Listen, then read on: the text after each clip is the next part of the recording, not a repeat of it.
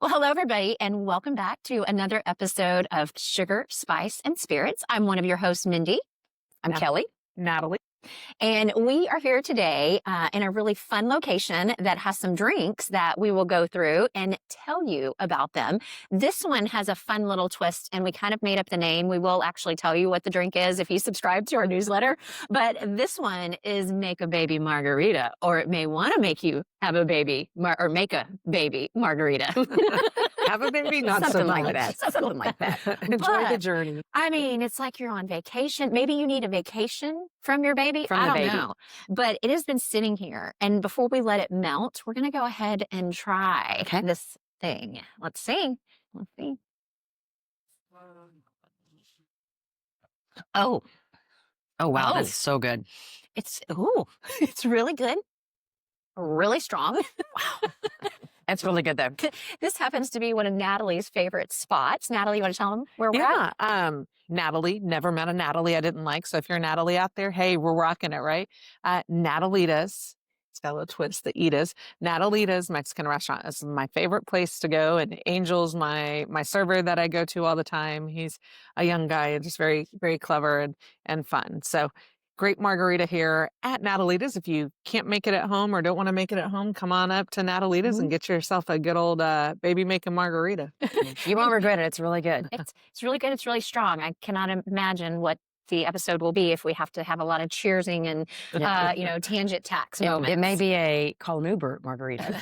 Absolutely. No drinking and driving. That's right. Notice I have tahini and chamoy on mine. They have salt on their rims. They're salty, a little salty spicy sometimes. All right. So we're going to get into the main dish today. And before we do, I want to say that this episode could be a little triggering for some, possibly. We are not doctors. I joke around and say we don't play one in TV, but we're not. I mean, Kelly does have her doctorate in physical therapy and she does have the medical background. But what we're about to talk about, definitely talk to your doctor if this is something that you want to have a discussion about, or if you're struggling in any way with this topic, make sure you talk to somebody. We've got some resources that we want to share with you. And so now you're thinking, well, what could this episode be? So this episode is about how our views on having kids has changed over time. Mhm. From everyone should experience this to I'm happy without kids. Also infertility and faith and the is it too late panic. My situation, I think some folks can potentially relate to because I was that person that I wanted to have children. I knew right away. It wasn't anything that anybody questioned. Mhm. And when my husband and I were pregnant, I was that happy pregnant person. Y'all, I gained over 90 pounds with the first baby. They thought I was going to have toxemia. They thought I was going to have gestational diabetes. No, the only thing that increased was my cells because I was like, come on, we got to feed the baby. And I was just the happiest pregnant person. And I say I gained over 90 pounds because after 90, I was like, why do we keep looking at the scale? Don't tell me what I weigh. And then second baby, both boys, I gained over 65 pounds, still healthy pregnancy. So thankful for that. And, I think if it would have made sense in our lives, I would have loved to help others, in that journey. I'm clearly much older than that right now. But Kelly, Natalie, and I were talking about this, and I mentioned to them that I can remember being that. I apologize to anybody. I was that obnoxious person. I didn't understand why somebody wouldn't want to be a parent because for me, the joy that I had, the love that I had, it was just this, I could never, I wish I could bottle the emotion. And I tried to talk about it. I was like, it's like having butterflies in your stomach and you're always happy in the happiest of ways.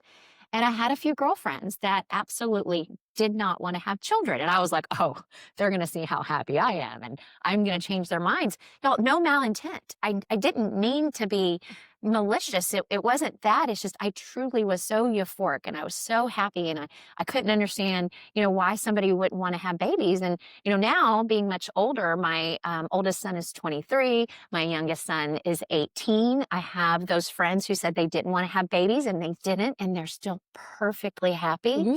I have a friend who said she never wanted to have a baby and then, somebody had a baby. And in her opinion, she was very glad that happened.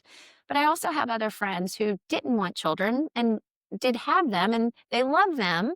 But they said if I could do it all over again, I would rather be a non-parent. And so we've got a lot of statistics that we're going to talk about today. It is a different episode for us, but it was something we were having a conversation about. And we even have somebody very close to us right now that's young and they don't want to have children at all. They're married. And I was having a conversation with them this weekend and I was just very open and listening. And the wife said to me, she goes, "You're not pressuring me. You're not judging me. You're not making me feel less than." I'm like, absolutely not. This is your journey. And I am not going to be that person. I joked around, told her the story about how opinionated I was in the beginning, but there's a lot of statistics that we're going to talk about today. There's a lot of reasons for you to know it is okay not to want to do that. But then I've got another friend who I absolutely love and adore. She's newer into her marriage and she is a person of faith. So is her husband. And they're on an infertility and hopefully fertility journey. And I'm going to read something that she sent me later in the episode for you all because you might be able to relate to it. Maybe there's some good advice that's in here. But I'm super curious with that long opening that I just had, ladies. What are your thoughts? Can you relate to what I said? Was your experience different? For perspective, Kelly's in her later 50s, Natalie and I in our later 40s. There's a difference in generations too, in the way the younger kids think or younger folks think. And I'll go through some of that, but I don't know who wants to go first, but I just wonder what your thoughts are. So I wasn't an unhappy person while I was pregnant, but I was the poster child for why I was not a pretty pregnant person. You will not find a picture of me pregnant. And I see these beautiful pictures on Facebook that, they're showing their belly and they're holding their belly and they're posing. I'm like, oh, hell no, you will not find a picture of me. One of my sister-in-laws, she can wear a bikini and she looks so good. I look back, my husband looks like a twig and I was like 3 people, but I love being pregnant. Yeah, no, I did the same thing. I'm only 5'3", and I was 198 pounds when I delivered my 6-pound, 12-ounce daughter. So, you'd think I was delivering a kindergartner as big as I was. But the last day I got on the scales and that nurse just kept hitting it. And she was like, "Oh, girl, look at you." I finally told her, I said, "If you say something out loud one more time, you're fixing to be beat up by a big, fat, pregnant woman." I was like, nobody in the lobby cares what I weigh. But I found out I was having a girl. I always wanted a girl. And I thought to myself, just like you said, when I found out I was having my girl, I'm like, I'm just going to live it up. I ate when I wanted to eat. I didn't have any problems with it. I had a very easy pregnancy, other than she was breech, so I did have to have a C-section. But other than that, I just was not very pretty. I had the acne on my neck and anyway. So, but I wasn't unhappy. I wasn't unhappy. I just was not that little beautiful. You would not have pictures of me to show this is why you get pregnant. I was on the birth control poster. No, I'm just kidding. Terrible. But now everyone else around me said, "Oh my gosh, you're glowing." And I'm like, "Yeah, you're lying." I just didn't like the way I looked. So totally, but I was also a physical therapist trying to treat patients, and it was not easy sometimes to do my job because I was so big and pregnant. So, but anyway, so I have no regrets, absolutely no regrets whatsoever. But yeah, I definitely was not as euphoric and on top of the world and like you were, but it wasn't a bad experience. So I just was not very pretty. I wish I could bottle that feeling. Like those 2 times in my life. Of course, I love my husband. I love my children now, but that feeling for me, and I feel bad. I know I had to be somewhat obnoxious. I know, just listening to you talk about it now, I want to slap you. So it's like, I can't imagine. I'm just kidding. I love you. So I had four pregnancies, 4 full term. And I know a lot of times that's the question. It's like, how many pregnancies, how many miscarriages? I had 4. First one, elated, had a boy, had the pre-hypertension. Second one, beautiful pregnancy, beautiful delivery, just, and then the third one, she about killed me. So that was my girl. And she came in like 10 pounds, almost 11 pounds. She came in like a wrecking ball. That song was written for her personally. And she destroyed everything on the way out. So that was very rough as far as delivery and putting yourself back together after. I'm over here going, ouch. I did have some bad delivery stories, but goodness gracious, the euphoria made me forget them. Yeah, vaginal delivery. And then I was working on myself. I lost weight because I've always been bigger. and I had gotten down on my weight and was kind of living my life. I was living kind of separate from the husband, like just trying to find my way and focus on me and be better. And as my marriage counselor, the last one gave me a book, How to Stay Married in an Unhappy Marriage, with the faith. So I was doing my own thing, but I was still doing the wifely duty, and I ended up with a bonus baby. And I definitely cried for 20 weeks. I was very upset that I was pregnant. This wasn't what I wanted. God knows my situation. Why Right. am I here? Right. All those questions you go through whenever you have an unwanted pregnancy. And by 20 weeks, I said, okay, time to put your big girl panties on. He's coming, whether Whether you like it or whether not. I like it or not. And he's part of my testimony too. And this is what I tell him. I said, I didn't want you, but God knew a plan for you. He had a vision for Mhm. you. And his delivery, I did it my way. I had a midwife. I had a photographer. I still had my primary care doctor or my OB-GYN who delivered, or he didn't really deliver the other ones, but he was actually there for this one. And through the process, I just made it about me, and I just wanted to do things the way I wanted to do. Nice. Everybody was in the room, and my doctor's a, control person. And the main nurse was just watching. It was like a chaotic show. And it wasn't until my mother-in-law came in FaceTiming on Facebook, other family members, my vaginal birth, that I was like, everybody get out, like get the F out. Like, why are you violating me? And I was really livid at that point. So he ended up coming sunny side up, twice around the neck. Oh, He had a wow. big bulge in his head. It wasn't even like a cone, but it was how he was sitting. And then and it smoothed down, like, don't worry if your baby comes out ugly, it's normal. And it smoothed down, and he's been precious ever since. So it was He's a just, cutie. He's a cutie. it was definitely not, everybody, I wish everybody could have your kind of experience, but I wasn't sick. I just had the preeclampsia, the high blood pressure. Which is scary and potentially life-threatening. Yes. And yeah. The placenta ruptured on my third, which was rough. Oh, And of course, the medical care was not good at that point with the female doctor that was delivering. Mm. And it wasn't wrote in my charts. And there were just things that were there. Like, it was just traumatic, like Wow. the way the whole thing went down.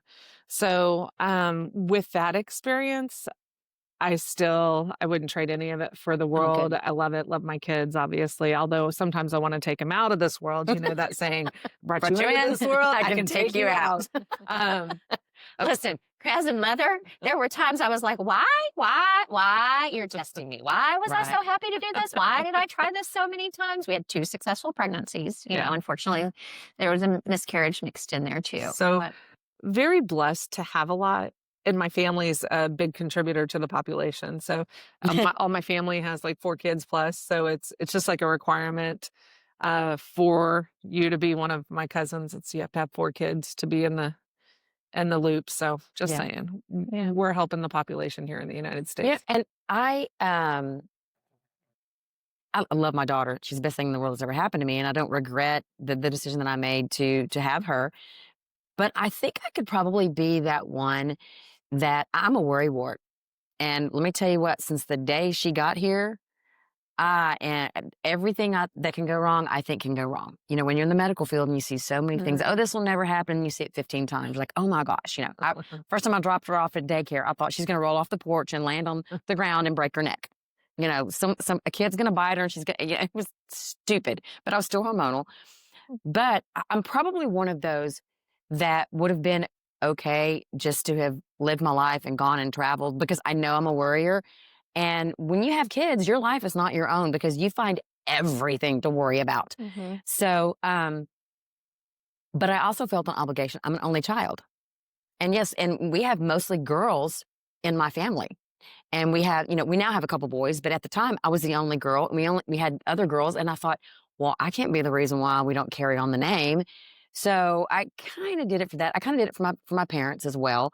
And my husband, her father was, he'd already had 2 kids. So, but he didn't have a girl. And so we took the chance of having the girl. And so, at the end of the day, blessed, so happy. Like I said, I wouldn't change a thing. But if I had been one of those that had struggled with fertility, I probably would have been okay. at the end result. But if knowing I didn't have the option, that would have bothered me. I mean, Right, I know right. it's different. The decision to not have children versus the decision when they say you cannot, because my mother was not supposed to have kids. And when my father was just about to be shipped off to Vietnam, guess what? Found out my mom was pregnant. And that saved him from having to go to war. So, you're welcome, Dad.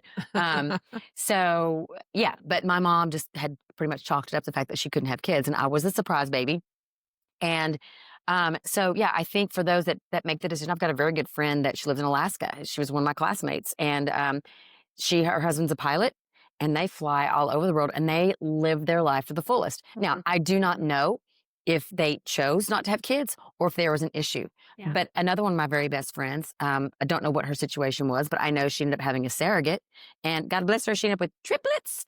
I think they're about 15 or 16 right now. And God, I can't even imagine having a 15 or 16-year-old, much less 3 of them. But she's an amazing woman. And, and her husband's fantastic. So she obviously wanted to have kids. And so they went to whatever lengths it took to get that done. So yeah, I can't imagine when you feel like you feeling that strongly in wanting to be a mother and experience that and then being told that wasn't possible. I mean, I can't even imagine what our little friend is going through right now and the expense and just the heartache. Because I know her too. I know the friend that she's talking about and she's precious. They both are. Mm-hmm. And when you hear the compassion in her voice and the fear of something not happening and the pain of the emotional pain that they're going through. I mean, your heart just aches for them, especially when you've got like Miss, over the top rainbow person here who's like, it's all unicorns and rainbows being pregnant. I can understand why you would even be so much more emotional for her because you had such a phenomenal pregnancy and not wanting someone that that wants it as bad as you to be able to experience that. So that makes me sad. That makes me really, really sad. Well, and before we go on, I want to go ahead because I've got some resources. We'll have some show notes for you. But if you are listening to this and for whatever reason it brought up some just feelings that you have, you are entitled to every feeling that you absolutely had. It does not mean that it is wrong or if somebody's making you feel a certain way or whatever the case is. And so, there's a lot of different places that you can go. There's some online places you can go. There's BetterHelp.com. There's Talkspace.com. If you want to find a therapist, you can go to PsychologyToday.com. You can talk to your doctor. Hopefully you have some people around you who are your support system. If you're not and you need a support system, like we're moms, if you want to reach out to us, we're not doctors. You will just get a motherly, and it won't be me going, you have to do this. Remember, I was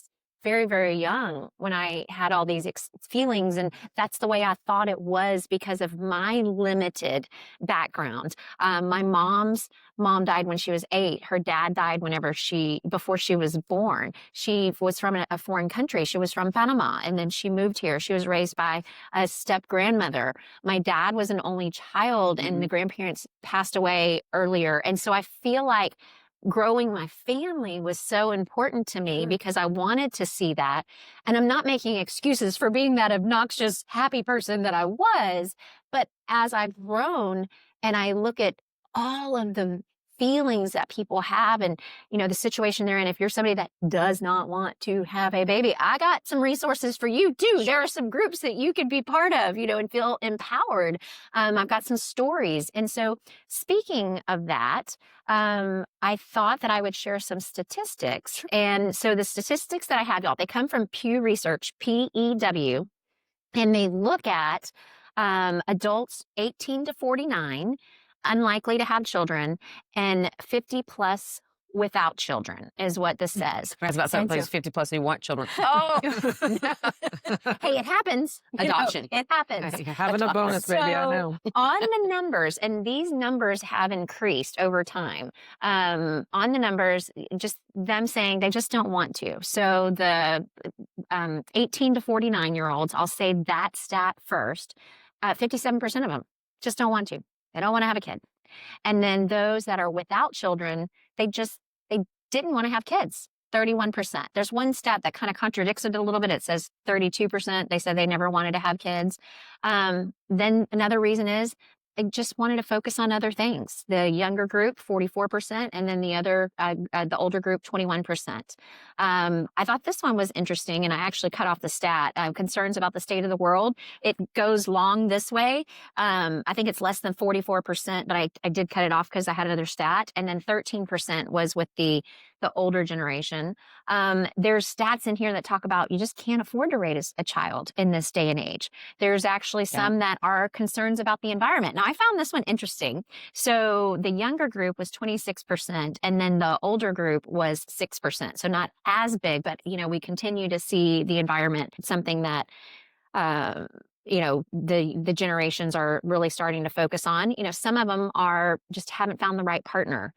Okay, this one don't really like children. And you know what? There are those people literally this Please weekend. don't have a baby. Please don't have a baby. This weekend, I'm texting back and forth with a family member, an extended family member, let's put it that way. So I'm not giving anything away. And she says, yeah, she just doesn't like kids. And so the stat here is, they just don't like children. 20% of the 18 to 49-year-olds are just like, yeah, I just don't like kids. I don't want to be around them. And it was 8% in that younger group. And then I thought these would actually be higher. Negative experience with their own family growing up. I could see how that could have a huge impact. Sure. It was 18% for the younger group and 11% for the older group. Infertility and other medical reasons, 13% for the younger group. And this is where the tables turn a little bit. 15% for the older group. And then we do also hear about when the spouse or partner just doesn't want kids. I mean, sometimes that's, we're going to do a relationship episode in the future and just not being on the same page. So the younger group was 11% and the older group was 10%. So what's so funny is my daughter is so good with kids. She's always worked at daycare. She loves kids. And I've always made the joke when she said she wanted to go work at the daycare. And I just kind of looked at her like, are you kidding? She goes, Mom, just because you don't like kids. I said, well, I liked my kid. And it's not that, it's just, when you're in the grocery store or you're in the restaurant and or the airport or the airplane and that kid is screaming and you're just like going, oh my gosh, it's just. Hold on, tangent. And this is a good margarita. I stirred it. All the alcohol was on top or something a while ago. So now that I took a sip, we're doing a tangent. If you are one of those people that are in a public place, let's just call it the airport, and you don't put headphones in and you're watching your social media or your movie or your training or your whatever, please put your headphones in. The guy yesterday at Quest, I took my dad to get blood work and he was listening to his TikTok and there was every F word. And I was like, I don't really care what you're listening to. And he was sitting there, his leg was bouncing and he was so focused. I went, oh. And that's when you pull your phone out and you turn your phone up. Lord, have favor on these people. I should have done that. Praying over them all. I'm praying favor over them all. Lord, hallelujah. Yeah. Or please let some headphones drop from the sky. Or look, I have them and you hand them over. When you're going, and then this definitely is a tangent text. We all need a drink. Oh, gosh. I know. Kids playing a game in a restaurant. Like, I know kids are attached to their devices now. Please limit your kids' window time. And I could see a parents come back, look, would you rather them scream and cry or would you rather hear this? I see that point, but this is how, so our first child. So our first or child. teach them to live without it. Yeah. Our first child, we literally would order our food to go. He was my little snuggle bug. If he was cranky, tired, or whatever the case was, we could not go out to eat. And then he would lose his mind. He's actually super calm. That was everything now. We would order our food to go. We rarely finished a meal because we knew he was just going to cry. And we talked to the doctor about it, everything, but we'd get him. I would hold him. We'd go take a nap or whatever the case was. We would leave because I was like, he's miserable. My family's miserable. And then the other people around me are miserable. So I know that was a tangent and probably somebody else going, that's why I don't want to have kids. But you raise the kid. Granted, each kid has personality. I almost marked on your face. Each kid has personality and they have their own. Right. Yeah, I mean, I know my son has his ideology of how he's going to raise his kids and he's going to do this and that, right? He's going to do this and that. And being firm with some kids works and not being firm with kids. But I think also the older we've gotten, when we go to eat and there's a fussy kid, we want to help or we try and engage the kid if it can distract them and bring, oh, what are they doing? What are they talking? And I know there's still people that are like, why do you have a crying baby at the restaurant? Show some patience, show some grace for that type of thing. but like audio, like that kind of like there's a difference in a crying baby to me and a device that's playing that like I already have ADHD, you guys know, and you know like Got it. how like a conversation finishing a story for me sometimes is very trying. So Huh?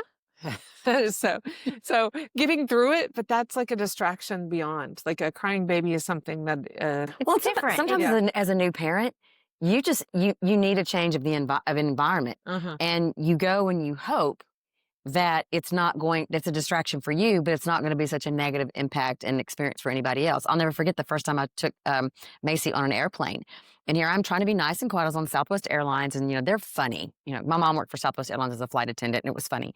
But when we walked in, here I am with her little baby, her carrier, and she's sitting next to me, and I'm trying to be quiet because I know when I walk in, I see, oh my God, I'm like, I know, I promise, but I promise I can't control her. She sat down. I sat down and strapped her in and everything, and next thing I know, I'm in the very front, and the pilot says, ladies and gentlemen, if you've noticed, we have a baby on board. I'm like, well, kiss my butt. Really? Thank you so much. And he said, I just want to let you know, this is a young mom, and she's doing the best she can. And if the baby gets fussy, if anybody thinks they can do a better job, get your butt up here and help her. And I was like, yeah. Of course, thankfully, the vibration of she slept through the whole thing. And when we got ready to leave, she was such a good baby. I'm like, yeah, well, I drugged her. But I mean, I didn't. No, I didn't. I was joking. But back in the day, Benadryl was a thing. Hey, Paragard. Yeah. Anyway, but the thing is that, the pilot helped me out because He set the tone. He set the tone. He said, if you think you can help, get up here and help her. Yeah. Because obviously I looked frazzled. Apparently I looked really frazzled when I walked on the plane. But that put me at ease, and it made me deal with her better. Fortunately, like I said, she slept through the way. Yeah. But there's just but when you're someplace and you hear mama, mama, mama, mama, and as a mom, you just tune it out. And I went around, you know what? Everybody can hear her saying, mama, do you not hear her? And it just, as a mom, sometimes it just becomes so. You don't know their paradigm. You don't know what they're going through, and it's so hard. And so, exactly. And I'm not judging. I'm not, because there are times when Macy would say, mom, mom, mom, and all of a sudden she goes, Kelly. I'm like, did you just call me Kelly? Well, yeah, after I said mom 25 times, like, oh, sorry. Yeah. So, yeah. Well, and you think about what they were able to do and how funny Southwest was and just other airlines and things you could say. And I don't know this is a fact, but you don't really hear that anymore because there's so many words you can't say. There's so much you can't do. And so that feeling of grace that came over you because of what they said, I don't necessarily know if they do say that. And, it is difficult. And so, let's get back to some of the stats. I got on a way big tangent. I think it's great, but remember, PSA, please put your headphones in, adults. Like, we're going to give a little for the kids, depending on the situation, but come on, please, please, please. All right. So another stat that I have from that same research from Pew, among adults under 50 who say they're unlikely to have children, large majorities see financial and lifestyle advantages of not being a parent. And so the younger generation in this saying having time for hobbies and interests, their reasoning, 80% of them. Younger one said, yeah, I want to have times for my hobbies and my interests. And if we think about this for a minute, we think about the generation. You think about this generation now, and we think about the Gen X generation and how we were just like, oh my gosh, what's going to hurt my kiddo? And we're so paying attention to them because our parents were like, yeah, you can go drink from the water hose and be home after dark. And we're like, let's think of every single thing that could go wrong. Mom, I'm bleeding. Is a bone sticking out? No, you're fine. Put a Band-Aid on it. See you later. So you're so obsessed with that, where is your time for hobbies and interests? And so they're about taking care of me. And then the younger generation that said they didn't have children, so 50 plus without, said, 57% of them said it was because of hobbies and interests. And then the other reason financially is affording things they want to do. 79% of the younger, 61% of the older. Saving for future. 75% of the younger generation saying, I want to save for the future. Being successful in their job and their career, 61%. Wow. And so I didn't give you the stat for the 50 plus. They said 57 on saving for the future.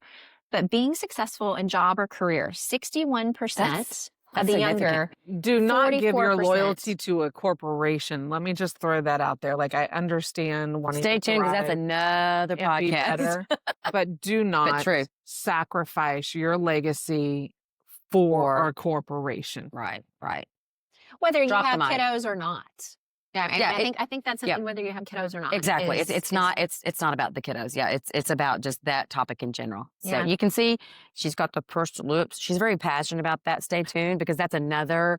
But absolutely, Yeah. absolutely. But And so those are some great stats because they are really good. but they're actually kind of surprising for me. You know, and I know we're going to jump into this topic. My daughter, she has a wonderful partner right now. He has a daughter, so she's like my bonus grandbaby. I just love her to death, a little tater bug. She just turned 7, and I adore her. And my new husband, he's got 2 granddaughters, and I adore them. And I tell my daughter, what if you were single and you didn't have a partner? I was like, do you want to be a mom? Because let's face it, in today's society, being a single mom is very much okay. 2 parents not being married and having kids, that's very much more accepted.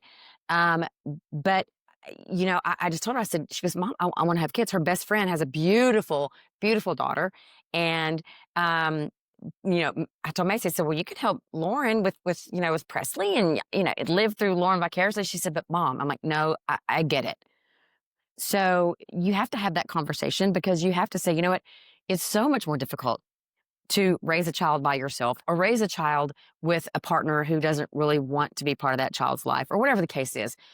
But there are those that are just really adamant like you. I can't imagine if you had not met the man of your dreams, Travis, and had those kids, would you have wanted to go ahead and have kids on your own? Maybe it may not have been that appropriate back then, but if it were now, or you may not have known you were going to have such a fabulous pregnancy.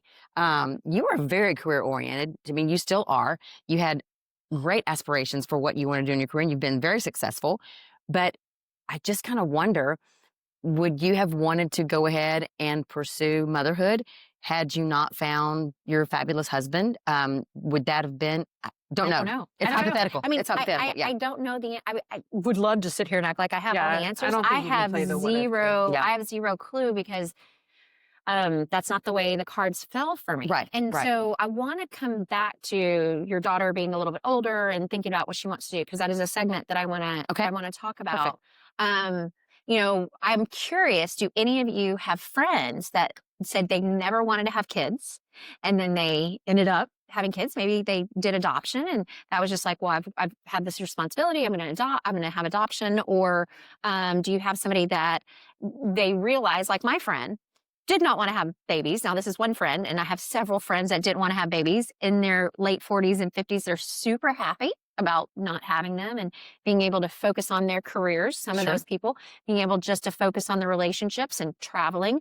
Did either of you ever have that friend that said, I'm not ever having kids? They ended up having a kid or 10, because I've heard about that too. And some of the research that I did, their thoughts on it changed. I really honestly don't have anyone that comes to mind that had that oops baby when they had their whole life planned out and then, oh my gosh, look what happened. I don't. I don't. I mean, I have a totally different story that I could tell you, but no, I don't have a friend that comes to mind that had that situation. No. So this particular friend, she did not want to have children. She ended up having a baby, and she is still able to be very successful in her career. She's actually a millionaire, and it is one thing that changed her. And while she was super amazing in her career path and what she was doing and how driven she was, some of the things that she chose within her foundation and her path, she believes she's more successful of because of that. Now, that's just her story. There's so many others that can counteract that. And that's interesting. Like 1 out of 3, we have those friends. But I think what is more likely of us to have something in common is knowing those that want to have children And then unfortunately, can't. they're not able to, or they end up having to adopt, and some choose adoption even if they could. Some people have naturally multiple biological children and then still choose to adopt. Yeah, I mean, absolutely. every scenario is different. So I thought that I would bring this because you never know who is out there that is going through a fertility struggle, battle, challenge. And so I reached out to somebody that I love dearly. Mhm. Like if this person called me and they needed something, like almost to the point, I shouldn't say almost, I think that if I was of age to be able to carry a baby successfully and it not hurt my health and my children, I would carry a baby for her. Like I love her. Well, you that did have much. some good pregnancies. Wow. So, That's I think even if you had not had as good a pregnancy, I think the kind of person that you are, I think you would have done that anyway. I would have done Yeah, it for her. Sure. You know? Absolutely. I mean, as because long as, you're that person. well, I mean, I have to. I'm not. Don't call me. It's not going to happen. So I had to think about my husband and my kiddos, but as long as that, Yeah. the likelihood of me being okay, I would 100% do that for her. 100%. Yeah. So You're I that reached person. out I to see her that. and I was like, "Hey, do you happen to be available so we could bring her on?" And she's not. She couldn't be here today, and I didn't know if she would send something to me, and she didn't respond in the evening that I sent her the message, and it was later the next day that I received a message from her, and she said, "I really had to think on this." And I was nervous. I was like, oh my gosh, did I overstep those bounds? Because I wasn't meaning to overstep the bounds. I was just Sure. like, your story could inspire and it Other could people. help so many. Mhm. And so she sent this and she's like, take bits and pieces of it, read it, do whatever you want. And I feel like in order to honor her and her words, I'd like to read you what she said about her journey because it's been filled with faith and heartache. And this is something that she said. And then I also asked her, just so you know, are there things that people say that they mean well, but they end up hurting Coming you? out wrong. So there's Yeah. two things that I want to read to y'all. Okay. And then if you have any thoughts on it, let me know. So when I asked her this, here's what she said. I prayed my whole life to become a mother, and this fertility journey has been a testament to the effort we are putting in to get the opportunity to create our family. The constant appointments, the medication, the hard conversations, the heavy tears, all become part of my daily life. But the hardest moments, I keep finding quiet reminders of why I'm fighting it. Sorry. There is beauty. I didn't want to cry. Oh, it's okay. It's okay. You got it. I love her so much. Okay, back to her words. There is beauty in the kindness of the clinic staff who walks beside us. The strength in knowing we can't keep going or we can keep going even when it's costly. And the comfort in having an amazing husband and community who hold me through the hardest days. The path is heavy, but is also sacred because it is leading me towards the one thing my heart has longed for. I am learning to carry the pain and the gratitude together and to stay faithful as I want to, and to stay faithful as I wait for the child I have prayed for all my life. Wow. They are so precious and they are in their faith. Mm-hmm. And I pray for them. And if you are a praying person, I hope that you will pray for them, even though I haven't said their name, that they are given a child. I pray that they are naturally gifted with a child. Mm-hmm. I also know that if for whatever reason it's not in the cards, they are open to adopting. Mm-hmm. Some crazy stats that I read about how adoptions are going down and there's different things that are happening, especially internationally in different numbers when it comes to U.S. folks.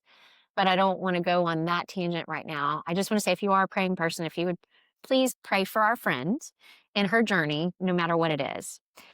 Because it's hard. And if you're going through this, we pray for you too. And feel free to send us a message because we are happy to put you on our prayer list. Well, all right. and I want you to continue, but there's a huge community out there that's going through this. And I mean, I know you gave a lot of, .coms and I'm websites. going to talk to that. I can't imagine there not being a support group of men and women and couples and even, husbands that are going through this with their wives and wives that are going through this with their husbands, and that there's got to be a support group out there. I don't know. I don't, this is off the top of my head, but I can't imagine anyone going through this journey on their own. Yeah. I mean, I know when I dealt with my cancer journey and your family journey and everything, we all reached out to support groups. So I would imagine there's got to be some sort of There's so support group. many. So even if we don't mention those, and Natalie may mention those, I'm not sure. Seek those out, because there are so many people that are going on the same journey. We can try as much as we can to understand. We have. I'm not gonna say we have empathy, because we've not gone through that. I don't understand what she's going through, but support and love and how can we help? Absolutely. But there are those who are in her exact same shoes, and I encourage you, if you're in those same shoes, to seek out those people who are going through the same situation, because they may have resources that you don't know about. Yeah. So sorry to have gone off the side. Absolutely, because she's talking about resources. Do you want to bring up some? Yeah. So Waiting in Hope is my church resource, and it's a very, like, when I go to my church, I see kids running everywhere. It's bountiful, it's plentiful, and it's different kids, multiracial, multi generational too, like grandparents with the parents and then the babies. And we have special abilities, so capabilities or abilities is what they call it. So support is there. If you find the right church and you find the right place, there is a lot of good support. Waiting in Hope is one of those charities, and you actually looked it up, and I don't know if you're going to comment on it. We don't understand God's plan, and we don't understand God's purpose. We know we want a legacy, and we don't want to be selfish in what we leave and how we do things. And I sometimes think it's selfish if you don't have babies, because you're thinking about yourself, but then also maybe you are thinking about the kid, and your paradigm is different with the world and what's going on and everything in it. But Waiting in Hope is such a loving charity that is for those that are just trusting and pursuing God in their journey. Along that route, they lost, like, the main leader. Yeah. The father of Waiting in Hope for our church died in the plane crash in Louisiana, which was very, very impactful. They had podcasts, they had all these resources. They still have those up. So if you wanted to go and find them, you could. Books, Natalie, I did want to bring that up. So whenever I was researching them, and I saw that about Justin, it was heartbreaking, and to see his family, but no buts. It was that was heartbreaking. But the mission that they have and the support that they give and the books that are there, if you're looking for a resource, and these are, faith-backed resources. So if that's something that you're looking for, that definitely could be a place that you go. And thank you for sharing that, so that I was able to look into it. But adoptions, like, it's if you're infertility, dealing with that struggle, definitely look at your diet. Your fertility specialists are not going to tell you about your diet. They're not going to talk to you. They'll say cut out sugar or whatever. Keto babies. Google keto babies. Like, on Facebook, keto babies are everywhere. And there's a reason why they're keto babies. Because when I was on keto, I was the most regular I've ever been. TMI, I understand. Keto and fasting are two beautiful benefits that your body can reset, reprocess itself, that you don't necessarily need if you can't afford fertility and you want to do both hand in hand. I cannot stress to you, in my circle of friends and the holistic more side of things, how beneficial fasting and keto is, especially with infertility. So keto is huge in the cancer community as well. Yeah. Tangent. We will do another podcast on nutrition and keto and everything, because I have a guest for that. Yes, it's huge. Gosh, my husband just had a colonoscopy, and we had a great conversation, and I have video of him coming off the anesthesia, by the way. I asked for permission. He doesn't remember it, but I have not shared it. I have not shared it on social media, but I can't wait. The doctor talking about fasting and the diet, and just truly how much it can help you is huge. It's huge. With this, and just in general. So another Our episode. U.S. fertility rate sits at 1.62 birth. To be a replacement level is 2.1. And what that means is, as a society, without collapsing within itself and on itself, we have to produce 2.1. So you've got to replace yourselves, and then they have that And little then- extra for the loss, like Yeah, his wow. accidents and different things that happen. So we as a nation are dying.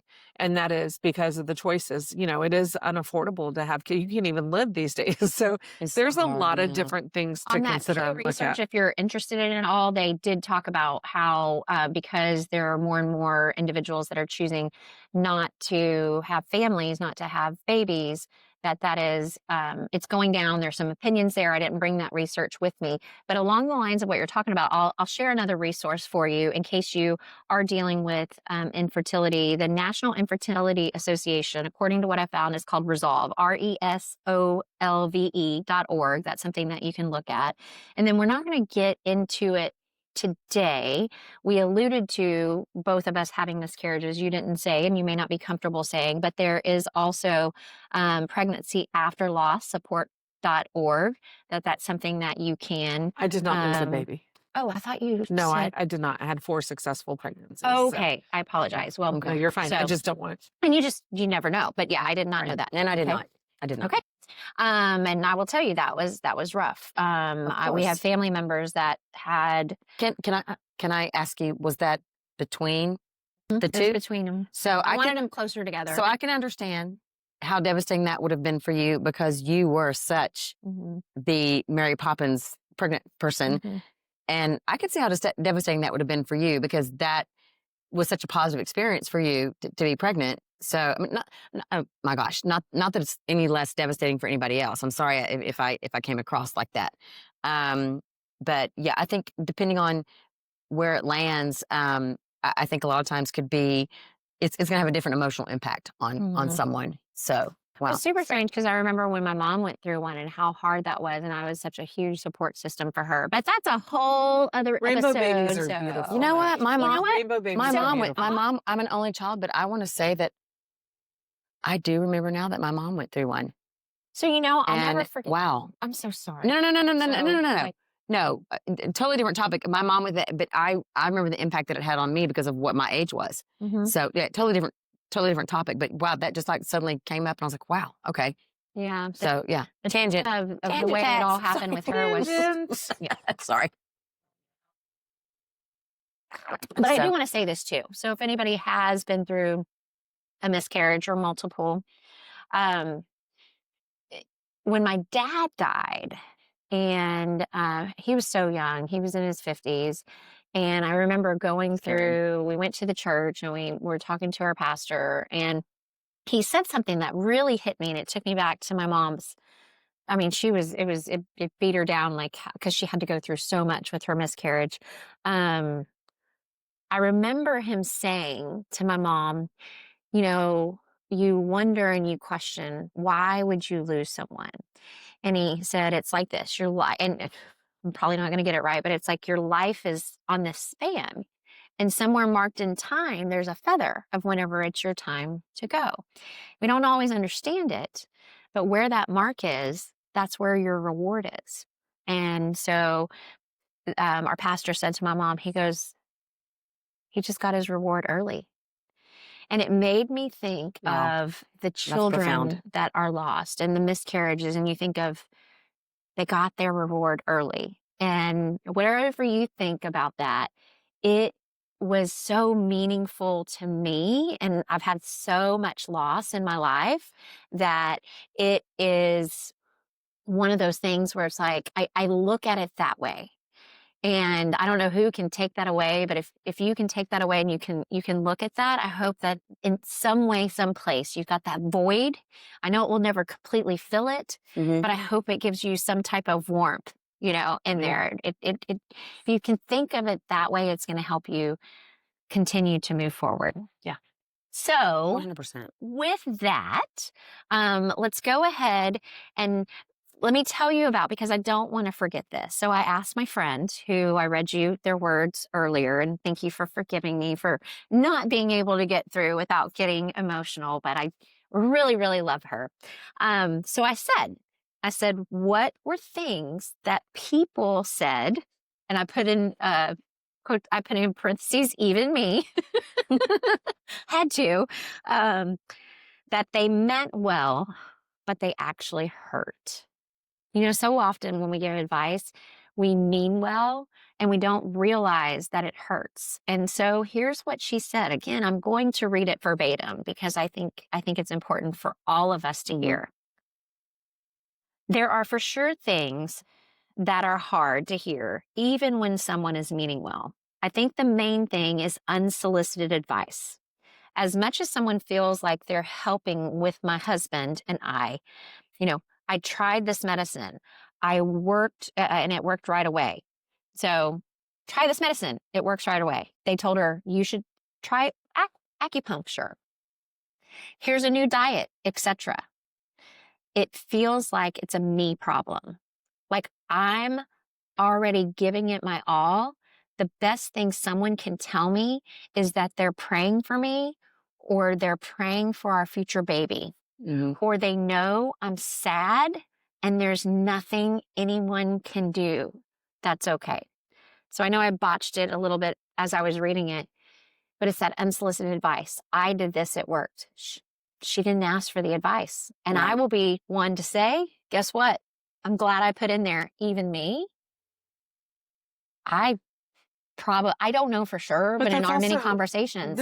But we go into the meaning well, like, hey, you're looking fantastic. What was I well before? Like, am I looking good? Like crap before? Yeah. It's the heart and what means well and what has worked for other people. Sometimes it is that piece of nugget or information. Now, I have an aunt who's been very instrumental in my life, and she would always text me on my dad's death anniversary. And I am not a negative rememberer of things. Like, I'm very good at packing that stuff down and not remembering, or like, hey, yeah, it's my dad's death month. Okay, yay, miss you, Dad. Wish you were here to experience my life. But he's not.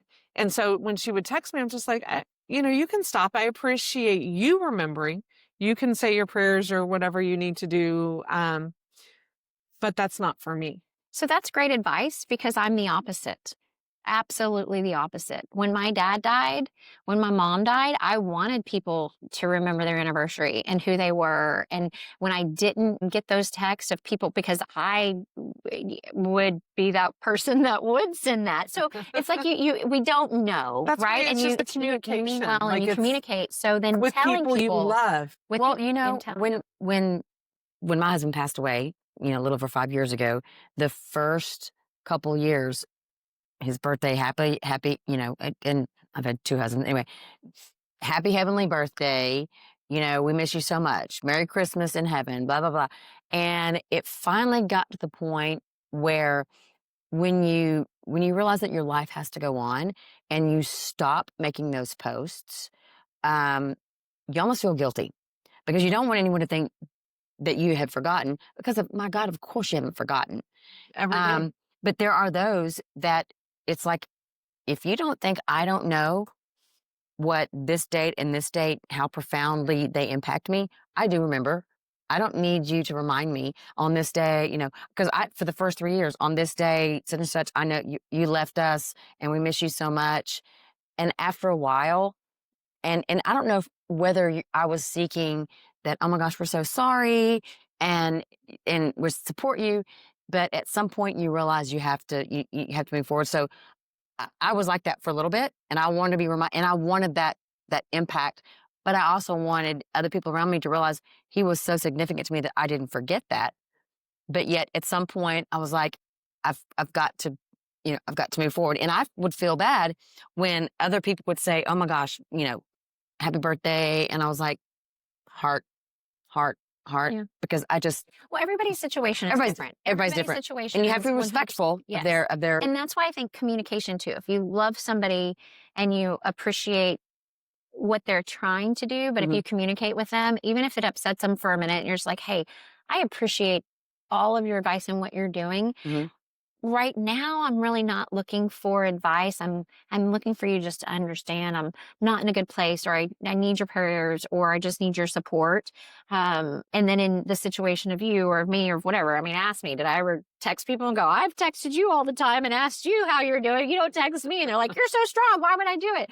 You don't know that paradigm. So that's where communication comes in. And so before we wrap, I had one more segment that I wanted to talk about, because there are those individuals that are getting a little bit older and they're thinking, can I have a baby and can I do it on my own? And Kelly, you had actually brought this up and made me think. So it was called Maybe Baby, Is It Too Late? And so knowing individuals that always have wanted to be a mother or even a father and being able to do it on their own.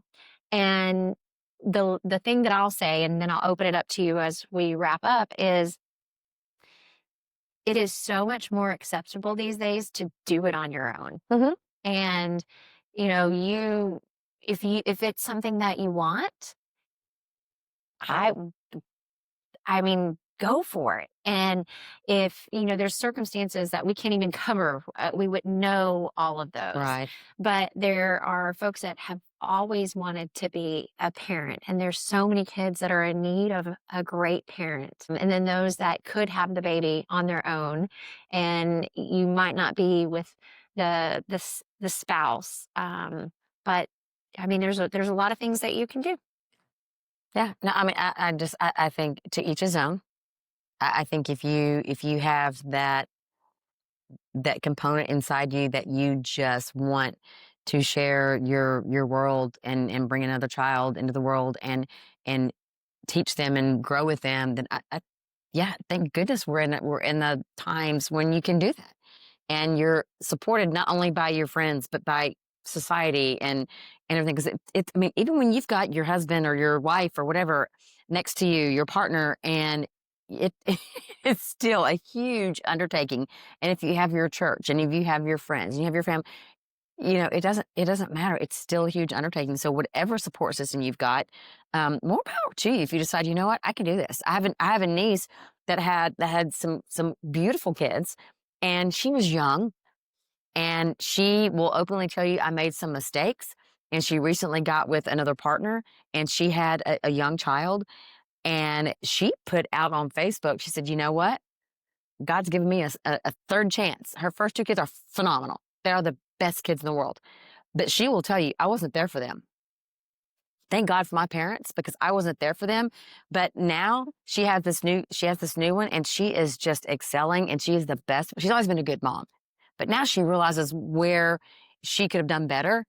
And this new little one is like going to be just on top of the world. But at this point in life, she could do it by herself. I laugh because not of her story, but because of my own, because I have my 24-year-old, my 22-year-old, my 19-year-old, all great kids. And then I have my bonus baby. And it's like, oh, I get to do all the things right on this one because I screwed these kids up here. I see where I did wrong, or, where they were impacted. But you know what? It's funny. They're not screwed up. No, they're not. They're not. No. They're not screwed up by no means. And neither are her kids. Her kids are the best kids in the world. You see their faults because I'm a realistic parent. I see their faults. They see mine. I wasn't a perfect parent. So I'm not throwing shade anywhere. My kids are great. They're very smart, capable, brilliant people. They've done things that I just sit back and I'm like, ooh. My kids are great. I also chased a career and I had a amazingly supportive husband. But with the bonus baby, it's different. And I have, I do believe there's value in having a strong male figure in your kids' lives. I think that we underestimate with our women power, and I'm an independent woman. I don't need anybody. You're right. No, you're right. However, value and strength and leadership, what that a man brings, and that if you are going to pursue it on your own, I pray for you. I wish you much success. There's a lot of kids that need love that aren't getting the love that they need. But I also would strongly encourage and suggest, like I did with my older kids, like their dad was not the best father figure for them. So how can I align and position my kids to be around strong male leaders, whether it's in the church or it's the coaches, or it's, hey, you can trust this person. You can reach out to them if you ever have a question that's a male question. Putting those male figures in their life that you trust, not necessarily spending the night and having sleepover kind of things, which can lead to other things that aren't appropriate. I'm not saying that any of us coaches ever did that. I don't know. And I pray not. But just strong Christian men in their lives to be the male leaders and the mentors that they needed. So that would be the only caveat and thing that I would say. Plenty of kids to love, plenty of kids out there that need that, whether you're adopting or you're doing it on your own, however you choose to go. Have strong male role models that you're asking them to step up to be a safe haven, whether I know like Catholics have the godparents. And I mean, my pickers was broke on the first one, I feel, so I can sit here and say stuff, but it's also because I lived it. I did it. And I thought I had a great guy.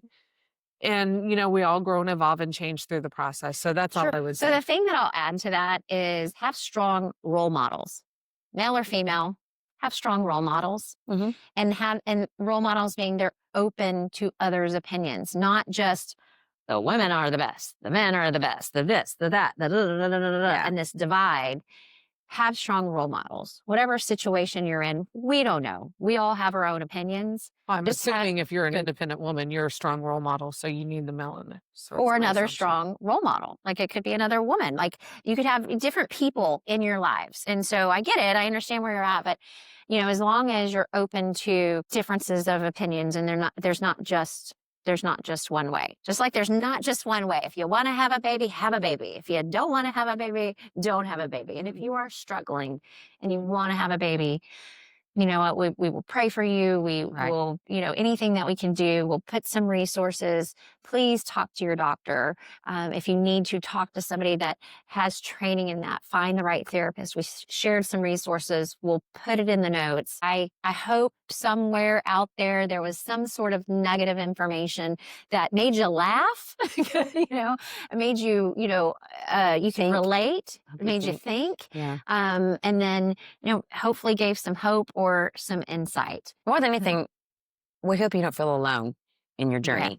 Whatever your journey is, whatever your decisions are, don't feel like you're the only one that's made that decision because you're not alone. And I think that's what we're trying to send is that there's always support no matter what pathway you're going down. So don't ever feel isolated and alone because you're not. You're not alone. And here's what we say. No matter your situation, cheers to you. Cheers to you. We appreciate you. And until next time, cheers. Cheers.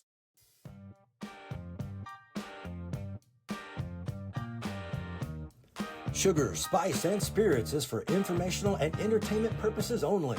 The views, thoughts, and opinions expressed are solely those of the host and guests and do not represent those of any affiliated organizations. The content provided is not intended to be a substitute for professional advice, whether legal, financial, medical, or otherwise. Always seek the advice of qualified professionals regarding any questions that you may have. While we aim to keep information accurate and up to date, we make no guarantees of completeness, reliability, or accuracy.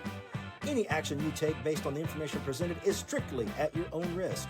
Cheers to mixing a little fun and some friendly advice. But remember, sip responsibly and always do your own homework.